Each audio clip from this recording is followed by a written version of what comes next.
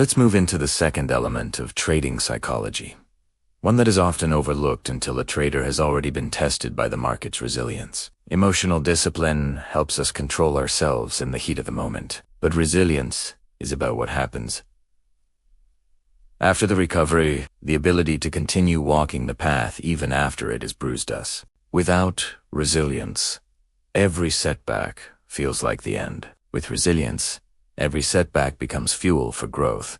Consider the reality of trading. No matter how skilled you become, no matter how refined your system, you will experience losses. That is not a flaw in your strategy.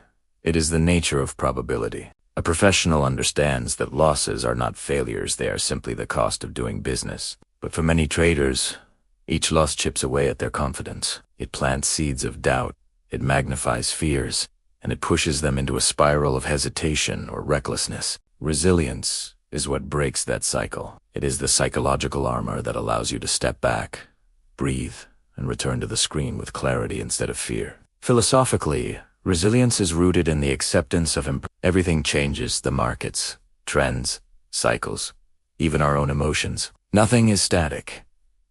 The resilient trader does not fight this truth. They embrace it. They understand that just as the darkest night eventually gives way to dawn, so do drawdowns give way to recovery if you remain consistent. It is not the presence of loss that matters, but the persistence of effort after the loss. Think about the stories of great traders and investors. None of them are defined by uninterrupted streaks of success. What defines them is their ability to endure periods of difficulty without abandoning their principles. They faced market crashes, miscalculations, and personal doubts.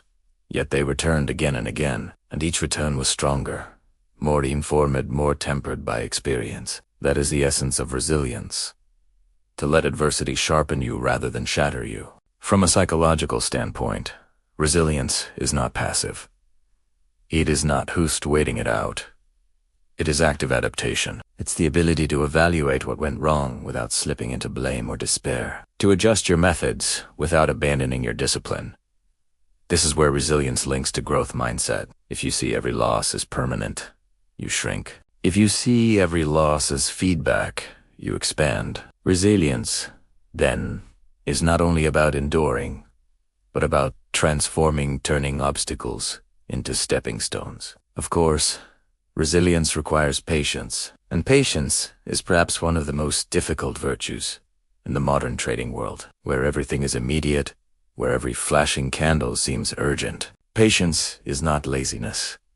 Patience is strength. It is the ability to wait for high-quality setups, to sit on your hands when conditions are poor, to accept that progress in trading is measured in years, not days. Patience is the quiet ally of resilience. It slows down the chaos long enough for you to regain your footing. But there's another dimension here. Resilience is not only about recovering from losses, it's also about withstanding success. A sudden winning streak can be just as dangerous as a drawdown, because it tempts you into overconfidence. Many traders rise quickly, only to fall harder, because they lacked the resilience to remain grounded. True resilience keeps you balanced in both extremes. It reminds you that neither wins nor losses define your identity. They are passing phases. What matters is the consistency of your process.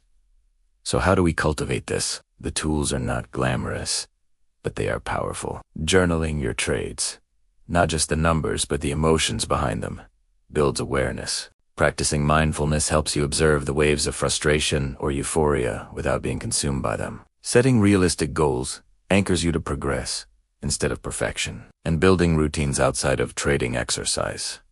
Reading, reflection gives you stability that carries into your market performance. Each of these practices strengthens resilience like layers of armor, preparing you not only to endure storms, but to learn from them. At the heart of it, resilience is about perspective. The resilient trader sees a loss not as the end of the road, but as part of the journey. They recognize that mastery is not built in straight lines, but in cycles of trial, error, and adjustment. They do not collapse under pressure, because they have trained themselves to expect pressure. They do not despair in setbacks, because they have trained themselves to see opportunity hidden within them. And this leads us to a truth worth carrying.